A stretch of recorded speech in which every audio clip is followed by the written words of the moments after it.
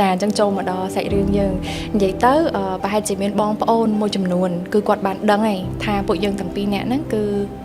មានកូនដោយមិនធម្មជាតិទេកូនពួកយើងចានិយាយទៅកូនពួកយើងហ្នឹងគឺកើតឡើងដោយការវាមិនមែនចេះរឿងចៃដន្យណាវាជាការដែលពួកយើងតាំងចិត្តព្យាយាមតស៊ូយកជំនះហើយនិយាយពីស៊ូហ្នឹងគឺថាប្រហែលឆ្នាំមក6ឆ្នាំតាំងពីក៏6ដងចា2019រហូតមកដល់2023បានយើងជោគជ័យ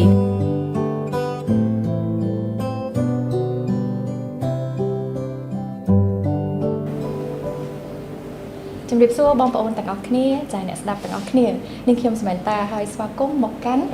ម៉ាក់ប៉ា Talks ចាដែលនេះគឺជា podcast ដំបូងរបស់ពួកយើងទាំងពីរនាក់ផងដែរកម្មវិធីម៉ាក់ប៉ា Talk នេះគឺយើងបានគិតវាយូរហើយឥឡូវវាចាប់ផ្ដើមចេញរូបរាងហើយយើងក៏សប្បាយចិត្តនឹងធ្វើវាដែរសង្ឃឹមថាបងប្អូនទាំងអស់គ្នានឹងអាចយករឿងរ៉ាវរបស់ពួកខ្ញុំទាំងពីរនាក់ជាបទពិសោធន៍ក៏ជាមេរៀនហើយក៏សូមបងប្អូនទាំងអស់គ្នាជួយចែករំលែកក៏ដូចជាមានមតិយោបល់ផ្សេងៗមកកាន់ពួកយើងទាំងពីរបានផងដែរចាមកកាន់កម្មវិធីម៉ាក់ប៉ា Talk របស់យើងហើយជាដំបូងនេះដោយសារតែជា EP ដំបូងរបស់ podcast អញ្ចឹងសូមបងណែនាំខ្លួនឲ្យបងប្អូនទាំងអស់គ្នាបានស្គាល់ផងបាទអញ្ចឹងជំរាបសួរម្ដងទៀតខ្ញុំឈ្មោះម៉ាក់តួនាទីរាល់ថ្ងៃនេះគឺមួយទៀតគឺជាប៉ាចាកម្មវិធីនេះគឺពួកយើងបានធ្វើឡើងនោះគឺក្នុងគោលបំណងចង់ចែករំលែកនៅរឿងរ៉ាវពិតៗរបស់ពួកយើងទាំងពីរដែលក្នុងនោះមានទាំងសប្បាយមិនសប្បាយជាបទពិសោធន៍ពិតៗតាំងពីពេលដែលពួកយើងនៅជាមិនទាន់ជាប៉ាម៉ាក់ក៏ដូចជាឥឡូវទៅជាប៉ាម៉ាក់គេហើយវាមានរឿងរ៉ាវជាច្រើនដែលពួកយើងចង់ចែករំលែកទៅកាន់បងប្អូនទាំងអស់គ្នាចានិយាយទៅបើនិយាយពីខ្ញុំវិញគឺកម្មវិធីនេះខ្ញុំបានតាំងចិត្តធ្វើឡើងតាំងពីត្រៀមខ្លួនយកកូនមកម្លេះក្រោយពីពេលពួកយើងរៀបការហើយហ្នឹងនៅពេលដែលតាំងចិត្តយកកូនហ្នឹងគឺតាំងចិត្តថានៅពេលដែលមានគ្រួសារហើយនឹងចង់មាន podcast មានកម្មវិធីមួយដែលចែករំលែកពីបទពិសោធន៍គ្រួសារអីអញ្ចឹងប៉ុន្តែដោយសារតែon the way មកហ្នឹងយើងមានបញ្ហាជាច្រើនធម្មតាគម្រោងយើងមិនអាចរលូនបាន100%ដូចជាការតាំងចិត្តរបស់យើងទេអញ្ចឹងដែលធ្វើឲ្យឧបសគ្គទាំងអស់ហ្នឹងពន្យាពេលរហូតមកដល់បច្ចុប្បន្ននេះនិយាយទៅតាំងពីអត់ទាន់មានកូនឥឡូវនេះកូនជិត2ឆ្នាំហើយបានទៅតែចេញ podcast EP ទី1នេះប្រហែលជាមានទស្សនិកជនជាច្រើនគាត់ឆ្ងល់ថាកម្មវិធីប៉ាម៉ាក់ Talk នោះជាស្អីហើយអញ្ចឹងជាទូទៅពាក្យថាប៉ាម៉ាក់ Talk ឬក៏ម៉ាក់ប៉ាអីហ្នឹងប្រកាសជាវាបង្ហាញពីរឿងមួយថាគាត់មកគូហ្នឹងប្រកាសជាមានកូនហើយបានទៅជាប៉ាម៉ាក់គេអញ្ចឹងកម្មវិធីប៉ាម៉ាក់ Talk នេះគឺយើងចង់បង្កើតឡើងហ្នឹងដើម្បីចែករំលែកបទពិសោធន៍ក៏ជាកន្លែងមួយសមាគមឬក៏សហគមន៍មួយសម្រាប់ឪពុកម្ដាយគាត់អាចមានមតិយោបល់ចែករំលែកគ្នាទៅវិញទៅមក share បទពិសោធន៍ជួយលើកទឹកចិត្តគ្នាទៅវិញទៅមកក្នុងការរស់នៅប្រចាំថ្ងៃដែលមានទួនាទីជាប៉ាម៉ាក់តែខ្ញុំគិតថាពាក្យថាប៉ាម៉ាក់មានកូនមិនទៅជាគ្រួសារអញ្ចឹងរឿងរ៉ាវនៅក្នុងគ្រួសារហ្នឹងគឺមានច្រើនណាបើនិយាយទៅគឺធំធេងហើយអត់មានទីបញ្ចប់ទេមិនថាជាភាពសប្បាយរីករាយមិនថាជាបញ្ហាដែលយើងនឹងរៀនមិនថាយើងរៀនពីកូនឬក៏កូនរៀនពីយើងទេអញ្ចឹងអ្វីទាំងអស់ហ្នឹងខ្ញុំចង់យកមកដាក់នៅលើកម្មវិធីរបស់យើងដើម្បីយើងចែករំលែកហើយក៏ដូចជាទទួលបាននៅ comment idea អីផ្សេងពីប៉ាម៉ាក់ដទៃទៀតផងដែរចាអញ្ចឹងប៉ាម៉ាក់ដែលគាត់បានទស្សនាព្រោះថា podcast គឺគាត់អាចមើលផងអ្នកខ្លះគាត់អត់មើលទេបងគាត់បិទគាត់ស្ដាប់តាមចាអញ្ចឹងគាត់អាចស្ដាប់ហ្នឹងគាត់ថាគាត់អាចស្ដាប់នៅពេលណាព្រោះភាគច្រើនគាត់អាចស្ដាប់ពេលគាត់បើកឡានក៏បានចេញពីធ្វើការអីអញ្ចឹងគាត់អាចស្ដាប់ podcast របស់ពួកយើងហើយមួយទៀតបើជាម៉ាក់វិញអាចពេលគាត់កំពុងតែធ្វើម្ហូបអីអញ្ចឹងណាចាលេងជាមួយកូនអីអញ្ចឹងគាត់អាចបើក podcast របស់យើងស្ដាប់បានហើយមួយទៀតគាត់ក៏អាចចូលរួមដើម្បីគាត់អាចចូលរួមបញ្ចេញនៅមតិយោបល់ផ្សេងតាក់ទងទៅនឹងការចិញ្ចឹមកូនហើយនឹងបញ្ហាគ្រួសារផ្ទាល់តែម្ដងធ្វើម៉េចឲ្យរស់នៅដោយសប្បាយចិត្តចាយើងផ្ដល់កម្លាំងចិត្តឲ្យគ្នាទៅវិញទៅមកអីអញ្ចឹងហើយពេលដែលពួកយើងមានបញ្ហាក៏យើងយកមកចែករំលែកទៅដល់បងប្អូនទាំងអស់គ្នាផងដែរចាអញ្ចឹងចូលមកដល់សាច់រឿងយើងនិយាយទៅប្រហែលជាមានបងប្អូនមួយចំនួនគឺគាត់បានដឹងហើយថាពួកយើងទាំងពីរនាក់ហ្នឹងគឺមានកូនដោយមិនធម្មជាតិទេកូនពួកយើងចានិយាយទៅកូនពួកយើងហ្នឹងគឺកើតឡើងដោយការវាមិនមែនចេះរឿងចៃដន្យណាវាជាការដែលពួកយើងតាំងចិត្តព្យាយាមតស៊ូយកជំនះហើយនិយាយពីស៊ូហ្នឹងគឺថាប្រហែលឆ្នាំមក6ឆ្នាំតាំងពីក៏6ដងចា2019រហូតមកដល់2023បានយើងជោគជ័យអញ្ចឹងរយៈព ពេលប្រហែលឆ្នាំនៅក្នុងការតស៊ូព្យាយាមដើម្បីឲ្យបានកូនហ្នឹងគឺនាងខ្ញុំនឹងរីករាយនៅក្នុងការចែករំលែកជូនទៅដល់បងប្អូនព្រោះខ្ញុំជឿជាក់ថាមិនមែនមានតែខ្ញុំទេដែលជួបបញ្ហាបែបនេះហើយក៏មិនមែនមានតែខ្ញុំទេដែលជួបបញ្ហាដែរដែលខ្ញុំគិតថាវាលំបាកប៉ុន្តែខ្ញុំគិតថាមានបងម៉ាក់ផ្សេងទៀតគឺគាត់ប្រកាសជាជួបលំបាកជាងខ្ញុំច្រើនដងហើយមួយទៀតខ្ញុំក៏ចង់ record នៅក្នុងកម្មវិធីនេះនៅរាល់ទង្វើរាល់សកម្មភាពផ្សេងដើម្បីឲ្យចងចាំផងដែរព្រោះថាតាំងពីចាប់ផ្ដើមដំណើរការយកកូនមករហូតមកដល់ពេលនេះវានិយាយទៅជិត2ឆ្នាំហើយពេលខ្លះមានម៉ាមីខ្លះគាត់សួរសំណួរមកកាន់ខ្ញុំអញ្ចឹងទៅពេលខ្លះខ្ញុំ complete ដែរអញ្ចឹងទៅខ្ញុំក៏ចង់មានកម្មវិធីនេះឡើង record រាល់សកម្មភាពទាំងអស់ចាប់ពីពេលនេះទៅហើយនឹងព្យាយាមរំលឹកពីមុនមកវិញថាយើងបានធ្វើអីខ្លះទាំងពីការថែទាំខ្លួនមុនពេលមានកូនរហូតដល់ពេលមានកូនរហូតដល់ពេលកើតកូនយើងចង់ថតគ្រប់យ៉ាងនៅក្នុងកម្មវិធីហ្នឹងចាសួរមកបងវិញចាំបានអត់បងកាលពីដំបូងនៅពេលដែលយើងទទួលដំណឹងថាយើងមានកូននេះបងប្អូនអរគ្នាគាត់ដឹងហើយគឺសប្បាយចិត្តខ្លាំងហើយការហើយព្រោះថាចាអត់ដែរនិយាយទៅខ្ញុំអត់ដែរចែកម្លែករឿងហ្នឹងសោះហ្មងនៅលើបណ្ដាញសង្គមផ្សេងក៏ដូចជានៅក្នុង page Samantha Station ហ្នឹងតាំងពីបង្កើតមកអត់ដែរបានចែកម្លែកអីទេអញ្ចឹងគាត់អត់ដឹងទេអញ្ចឹងគ្រប់យ៉ាងគឺត្រូវនឹង reveal នៅក្នុង EP នេះផ្ទាល់ចាបងអាចអត់អីទេណាដល់ពេល reveal ចឹងអត់អីទេព្រោះថាបានជួបដូចនិយាយមុនហ្នឹងអញ្ចឹងនៅពេលដែលចេញទៅក្រៅជួបជាមួយនឹងម្ដាយផ្សេងទៀតបានដឹងថាអូអត់ទេខ្ញុំត្រូវតែធ្វើកម្មវិធីនេះឡើងដើម្បីជាកម្លាំងចិត្តហើយដើម្បីជាផ្ដល់នៅដូចថាតិចនិចខ្លះពីខ្លួនខ្ញុំពីពេទ្យហើយនឹងពីម៉ាក់ទាំងអស់គ្នាអាចចែកម្លែកមកវិញបានបើគិតមកវិញសំណួរអូនសួរមិញថាចាំបានអត់ដែរចាំបានទី1ហ្នឹងហើយរឿងរ៉ាវដែលធ្វើឲ្យបរាជ័យហ្នឹងក៏ចាំតែពីមូលហេតុកាលហ្នឹងលើកទី1យើងមាន baby ហ្នឹងដោយធម្មជាតិបាទហើយសប្បាយចិត្តមែនតើហើយយើងតាម follow up វារហូតចាប់ដល់ពេលដល់ថ្ងៃមួយដែលយើងពេទ្យគេឲ្យទៅ check រឿងចង្វាក់បេះដូងមកពេលនេះវាទៅជាអត់មានបាន baby ហ្នឹងអត់មានចង្វាក់បេះដូងទេអញ្ចឹងគឺជាការបរាជ័យលើកទី1ហើយជាការមាន pregnancy បែបធម្មជាតិអញ្ចឹងលើកទី1គឺបរាជ័យហើយចាហើយហ្នឹងហើយគឺវាពិបាកចិត្តវា set ហើយយើងក៏គិតថាមិនបានអញ្ចឹងវាមកពីមូលហេតុអីគាត់ជាម្ដាយខ្ញុំជឿថាគាត់ emotion របស់គាត់គឺខ្ញុំជឿថាខ្លាំងសម្រាប់ខ្ញុំជាឪពុកខ្ញុំអត់មានអីក្រៅពីគេទី1គឺត្រូវនៅចិត្តគាត់ហើយជួយលួងនិយាយទៅគេហៅថាជួយលួងមិនដឹងធ្វើអីបានទេពេលហ្នឹងប៉ុន្តែសួរខ្លួនឯងថាពិបាកចិត្តទេពិបាកចិត្តប៉ុន្តែខ្ញុំវាជាខ្ញុំគឺខ្ញុំពិបាកចិត្តតែគាត់ថាយើងមិនបញ្ចេញអីពេកទេប៉ុន្តែសម្រាប់ម៉ាក់ខ្ញុំជឿថាគាត់ពិបាកចិត្តខ្លាំងអញ្ចឹងពីខ្ញុំអត់មានអីធ្វើបានក្រៅពីនៅចិត្តនៅក្បែរលួងលោមទៅហើយកុំ give up ចានិយាយទៅយើងតស៊ូបន្តទៀតហើយធ្វើទៅតាមការណែនាំរបស់ពេទ្យក្រោយមករយៈពេល1ឆ្នាំក្រោយនិយាយទៅគឺពេទ្យណែនាំអីគឺធ្វើតាមគ្រប់ step ទាំងអស់គាត់ថាកុំទាន់បញ្ញាប់គិតគូយកយើងអាចសម្រាកបាន3ខែឬក៏6ខែអត់ទេពួកខ្ញុំសម្រាករហូតទៅដល់1ឆ្នាំក្រោយក៏យើងទទួលដំណឹងថាមានកូនលើកទី2ចាជាមានកូនដោយធម្មជាតិហើយលើកទី2នោះបងចាំបានអត់យើងគាត់ថាយើងអត់ជោគជ័យទេយើងមានលើកទី1ក៏បរាជ័យហើយមួយឆ្នាំក្រោយហ្នឹងយើងក៏មានដោយធម្មជាតិលើកទី2ហើយក៏បរាជ័យទៀតនិយាយទៅចានៅពេលដែលចាប់ផ្ដើមដឹងថាខ្លួនឯង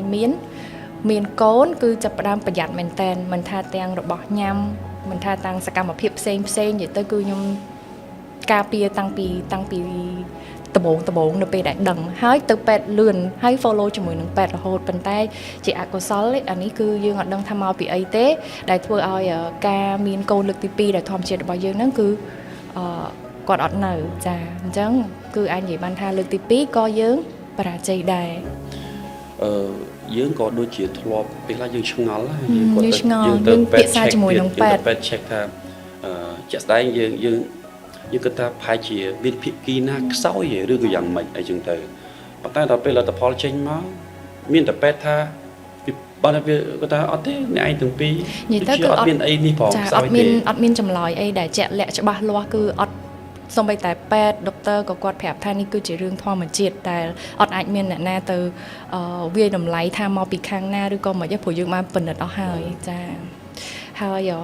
យើងក៏មិនបានន័យថាដឹងខ្លួនមានហើយធ្វើប្រហែសអីទេប៉ុន្តែ ចាប់ផ្ដើមលើកទី3 លើកទី3នេះមិនធម្មតាទេដោយសារលើកទី1លើកទី2យើងវា2ដងហើយអញ្ចឹងវាប៉ះពាល់ទឹកចិត្តខ្លាំងយើងក៏សម្រេចចិត្តគិតគូរបែបវិទ្យាសាស្ត្រវិញម្ដងចានោះគឺបែប IVF ដែលបច្ចុប្បន្ននេះគឺនៅស្រុកខ្មែរយើងក៏មានជំនាញច្បាស់លាស់ច្រើនដែរចាហើយពេលលើកទី3ហ្នឹងកាលហ្នឹងគឺកំឡុងពេលដូចជា COVID ដែរបងចាកំឡុងពេល COVID អញ្ចឹងយើងអត់អាចទៅណាទៅក្រៅប្រទេសអីបានទេអញ្ចឹងយើងក៏សម្រេចចិត្តវិភាសាជាមួយនឹងអ្នកជំនាញនៅក្នុងស្រុកខ្មែររបស់យើងហើយយើងចាប់ផ្ដើម process ដំណើរការធ្វើ IVF ចាជាលើកទី3បាទការធ្វើ IVF នេះគឺវាតម្រូវឲ្យយើងជាសម័យខ្លួនផ្ទាល់ហ្នឹងត្រូវតែប្រយ័ត្នមែនតែនបាទព្រោះវាងាយហ្នឹងបានថាបើនិយាយឲ្យស្រួលថាបានថាវាងាយនឹងអត់ជាប់ចា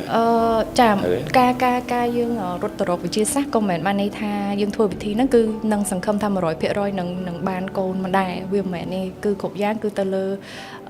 អាចនិយាយបានថាជួយបានតែមិនតិចទេ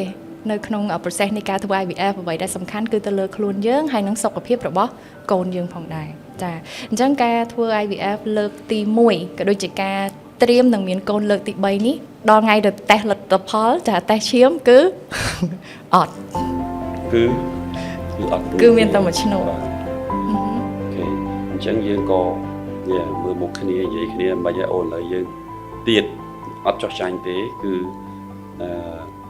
យើងបានបន្តទៅធ្វើលើកទី4ចាអានេះបើរាប់ពីដំបូងមកគឺលើកទី4ប៉ុន្តែយើងក៏ជ្រើសយកវិធីសាស្ត្រវិទ្យាសាស្ត្រដដែលហ្នឹងហើយលើកទី4នឹងទៀតសោតដដែលគឺបានតាមរយៈពេលក្រោយមកដូចជា 3-4 ខែអូនហ្នឹងហើយ 3-4 ខែក្រោយហ្នឹងដល់ថ្ងៃតេស្តដល់ថ្ងៃអីហើយលើកទី4ហ្នឹងគឺដល់ថ្ងៃដែលយើងតេស្តមើលលទ្ធផលគឺ positive ចា2ឆ្នោតហើយពេលហ្នឹងគឺសប្បាយចិត្តបើនិយាយពីសប្បាយចិត្តប៉ុណ្ណាគឺអត់ដល់ 50% ឬរបៀបចង់ខ្លាចស្ទាក់ស្ទើទោះបីជា check ទៅឃើញ2ឆ្នោតមែនប៉ុន្តែពេទ្យក៏គាត់បានប្រាប់ដែរកុំទាន់សង្ឃឹមគឺនៅតាមដានរហូតហើយធ្វើទៅតាមការណែនាំរបស់គាត់ហើយទៀតទី4ហ្នឹងpositive ប៉ុន្តែគាត់នៅទីតាំងដែលអត់ល្អ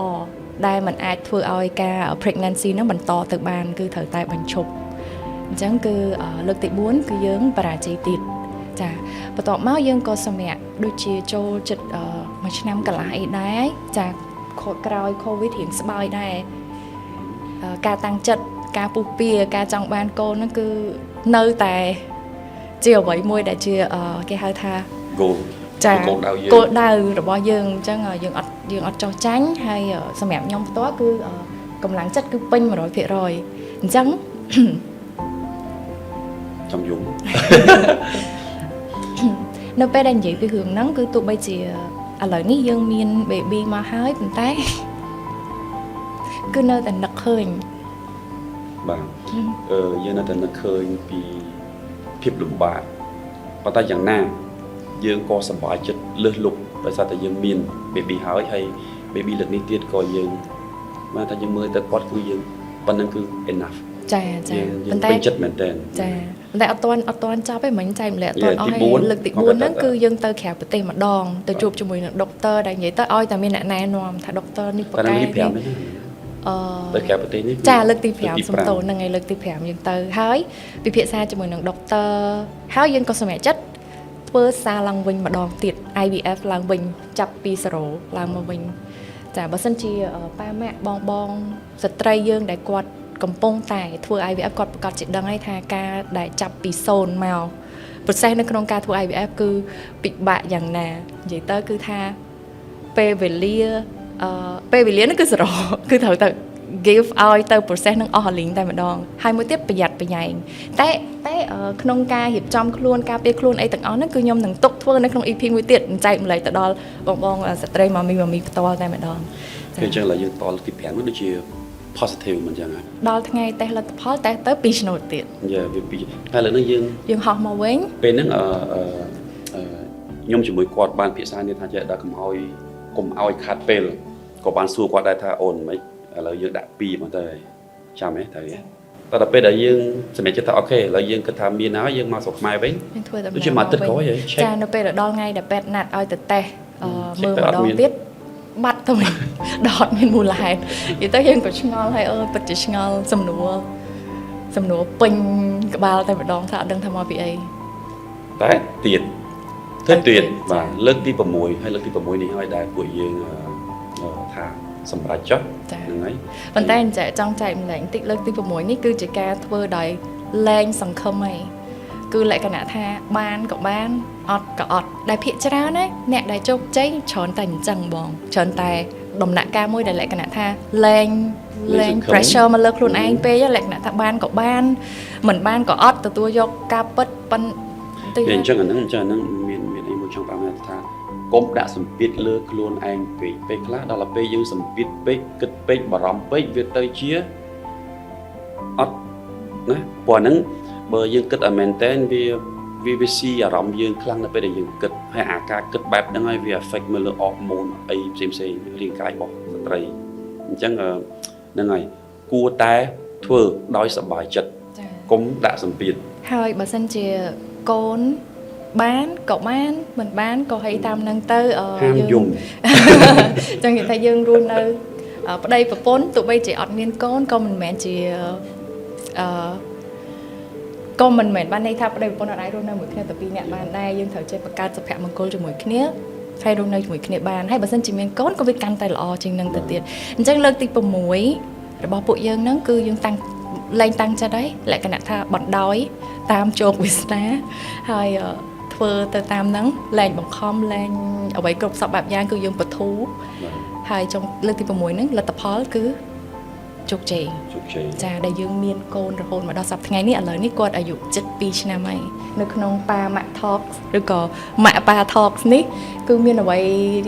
យកមកនិយាយហ្នឹងគឺច្រើនមែនតើបទពិសោធន៍ផ្ទាល់ខ្លួនផ្ទាល់ហើយនឹងបទពិសោធន៍ពីម៉ាក់ខាងក្រៅផ្ទាល់ទាំងអស់ហ្នឹងគឺជាប្រវត្តិទាំង6ដងមុននឹងធ្វើឲ្យមានកូនមួយនេះចាហើយតែអូនចាំបានហើយមិនចឹងឲ្យបងឆ្ងល់ថាហេតុអីបានយើងអត់ស្រួលសោះមកថាលើកទី6ហ្នឹងហើយវាដូចជាអត់ឆ្លាស់ចិត្តមិនពេលដែលកំឡុងពេលមាន Jasmine នេះដូចជា6ខែចុងក្រោយអូនឯងត្រូវគេងរហូតចាហ្នឹងគឺជារឿងមួយទៀតមុនហ្នឹងគឺនិយាយពីការធ្វើមិនដើម្បីឲ្យទទួលបានដើម្បីឲ្យមានផ្ទៃពោះចាបន្ទាប់ពីមានផ្ទៃពោះហើយតើត្រូវថែទាំយ៉ាងម៉េចហើយខ្ញុំ6ដងមកតែមានផ្ទៃពោះនៅពេលដែលមានផ្ទៃពោះមានរឿងជាច្រើនកើតឡើងនៅកំឡុងពេលដែលរយៈពេល9ខែហ្នឹងទៀតអញ្ចឹងទាំងអស់ហ្នឹងគឺនឹងទុកចែកម្លែកដូចគ្នានៅក្នុងវគ្គក្រោយហើយនៅក្នុងវគ្គនេះដែរគឺយើងនឹងមកចែកម្លែកបន្តទៀតទៅនឹងបញ្ហាដែលខ្ញុំជួបផ្ទាល់កំឡុងពេលដែលកំពុងតែពពោះតម្រាំតែមានផ្ទៃពោះហ្នឹងគឺពិបាកហើយដល់ពេលមានផ្ទៃពោះហើយគឺមានរឿងរ៉ាវច្រើនចាដោយសារតែមុននឹងមានផ្ទៃពោះលើកចុងក្រោយនេះមិនមែនលើកចុងក្រោយលើកទី6នេះគឺឆ្លងកាត់ចង់មិនចាំបានថាជប់មែនអត់ទេអត់ជប់អត់កំពុងតែគិតគូគឺតែមានច្រើនណាស់ផ្ញើនៅពេទ្យអត់តន់8ទៀតចាហ្នឹងហើយអញ្ចឹងបានន័យថានៅពេលដែលដឹងថាខ្លួនឯងមានកូនហើយលើកទី6នេះហើយគឺអត់មានប្រាប់អ្នកណាគេទេមិត្តភ័ក្តិបងប្អូនអីគឺដឹងតែអ្នកចិត្តស្និទ្ធបំផុតហ្មងអត់ហ៊ានប្រកាសអត់មានទេសូម្បីតែខ្ញុំក៏អត់ដឹងដែរគាត់អត់ឲ្យខ្ញុំដឹងទេមិនដែរចាហើយហ្នឹងហើយស្ងាត់ទៅណាក៏អត់ទៅនិយាយទៅឡក់ខ្លួនឯងនៅក្នុងផ្ទះដោយសារតែដើរអត់បាននិយាយទៅ process នៅក្នុងការធ្វើ IVF ដំបូងគឺយើងត្រូវគេងមិនគេងទេពេទ្យគេអត់ណែនាំឲ្យយើងនៅនឹងថ្កល់មកកន្លែងដូចថ្មទេប៉ុន្តែដោយសារតែខ្លួនឯងបារម្ភ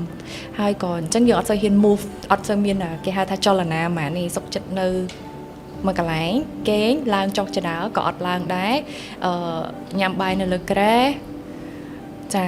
ហើយអ្វីដែលពិបាកហ្នឹងគឺថានៅក្នុងមួយថ្ងៃអានេះចែកម្លែកអស់ហ្មងគឺនិយាយទៅអានេះយើងគ្រាន់តែចង់ធ្វើឲ្យអស់ពីលទ្ធភាពកុំឲ្យមានការសង្ស័យដូចថាឧទាហរណ៍បើសិនជាបរាជ័យស្រាប់តែចង់ក្រោយគេថាបងឯងដើរច្រើនមែនបងឯងធ្វើអីច្រើនមែនអាហ្នឹងវាធ្វើឲ្យយើងខុសចិត្តហើយវាបានថាអត់ទាន់អស់ពីលទ្ធភាពអញ្ចឹងគេញ៉ាឥឡូវថាតែពិតពេទ្យគេឲ្យគេញ៉ាប៉ុន្តែមើលបើមិនធ្វើអញ្ចឹងឲ្យអស់ផលិតភាពដូចជាមើលវាមិនអញ្ចឹងយើងគេង គេឲ្យគេថា hot អត់បង hot អត់ hot អត់បងត្រូវគេមកកន្លែងអត់ទេ អានេះជាបងដែលបង appreciate ប៉ុណ្ណាគឺ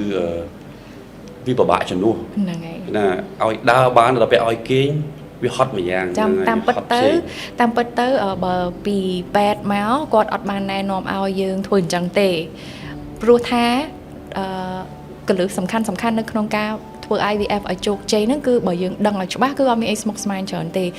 អ្វីដែលសំខាន់គឺត្រូវធ្វើចិត្តឲ្យសុបាយអញ្ចឹងបើសិនជាពេទ្យគាត់ហាម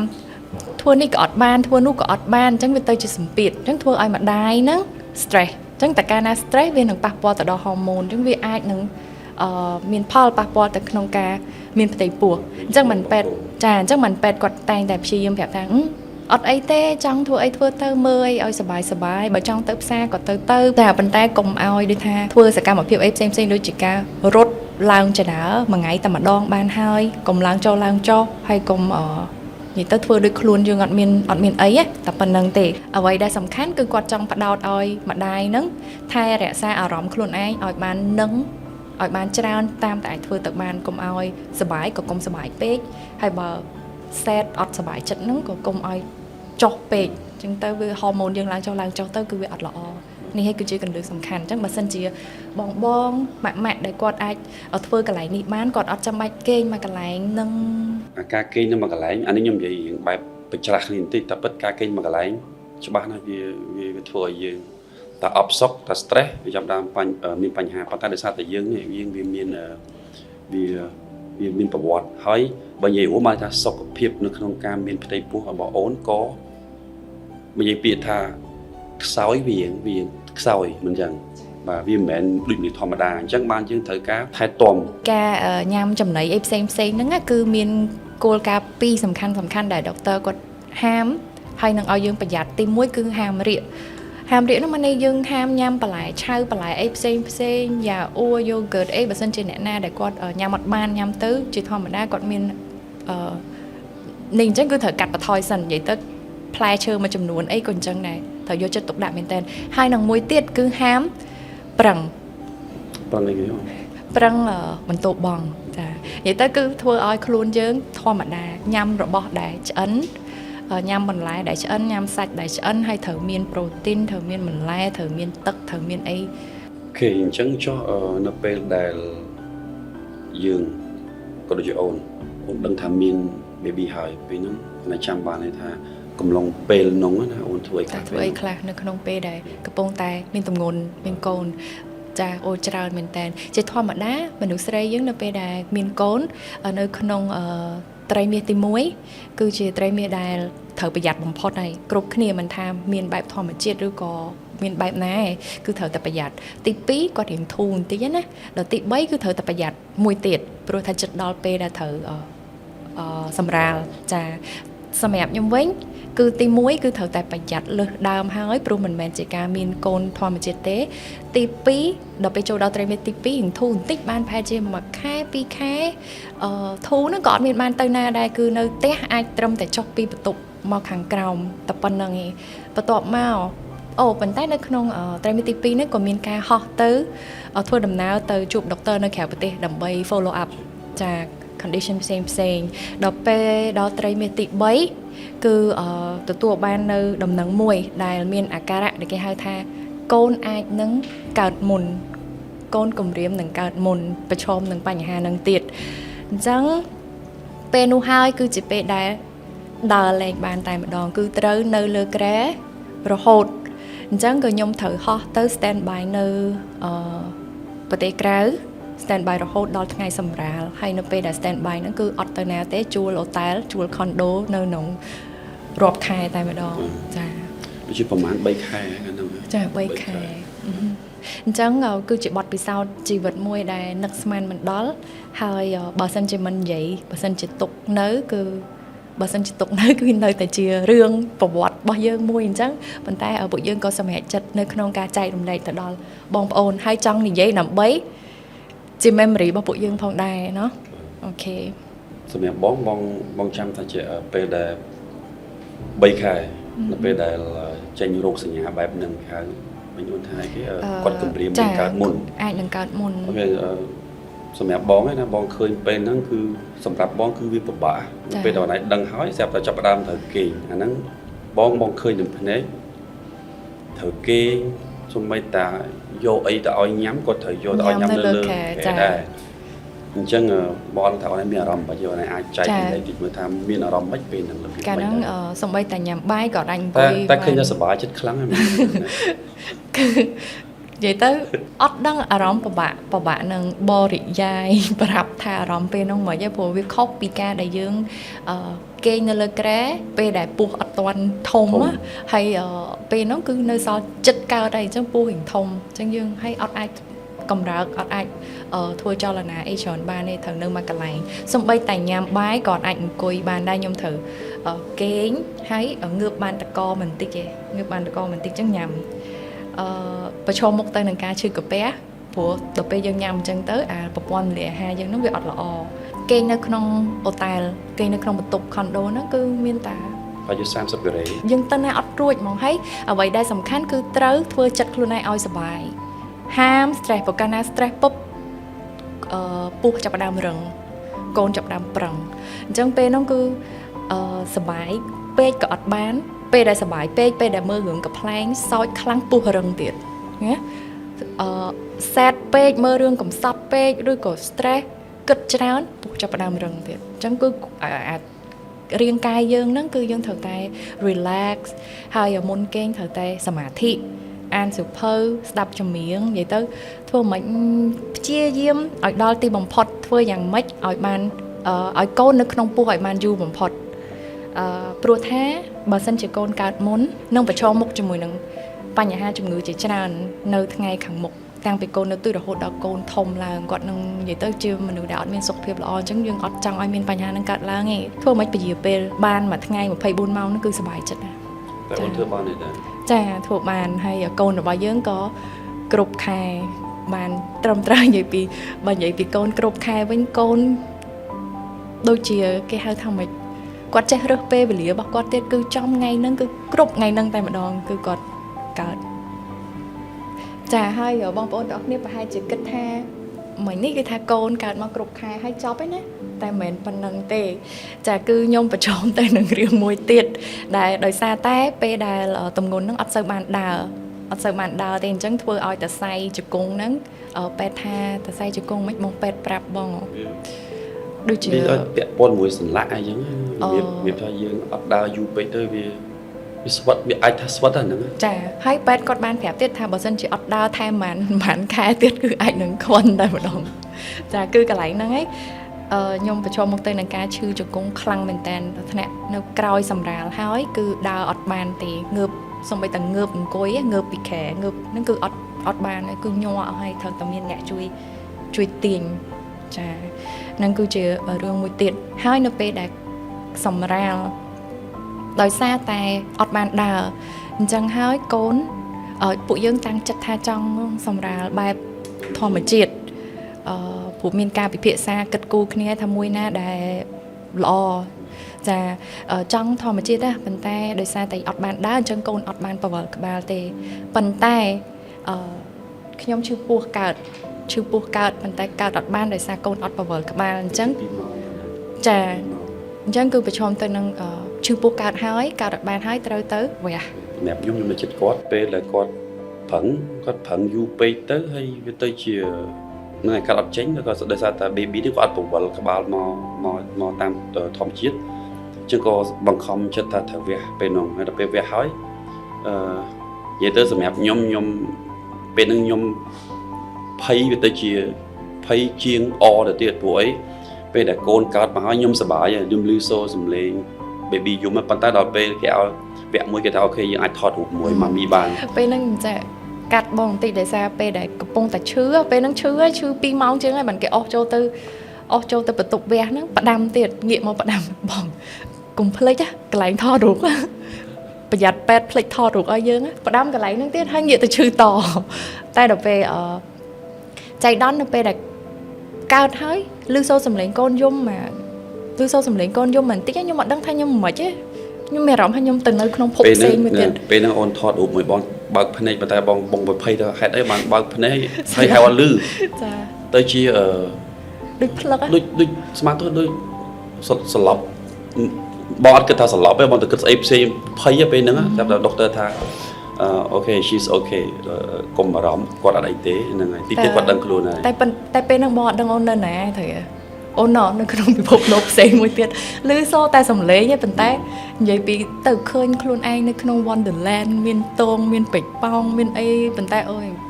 និយាយនេះគឺសบายសោចសบายណាប៉ុន្តែទស្សនវិជ្ជានៅក្នុងពេលនោះថ្ងៃនោះគឺចាំភ្លេចមិនបានចាគឺវាពិបាកនៅក្នុងការបរិយាយមែនហើយក៏យល់ចិត្តម៉ាក់ទាំងអស់អ្នកដែលជួបប្រទះជាមួយនឹងបញ្ហាផ្សេងនិយាយទៅគឺมันងាយនៅក្នុងការកើតជាស្ត្រីហើយពពោះម៉ាក់ប៉ាថករបស់យើង EP ទី1នេះខ្ញុំគិតថាប្រហែលជាយើងសូមបញ្ចប់ត្រឹមនឹងសិន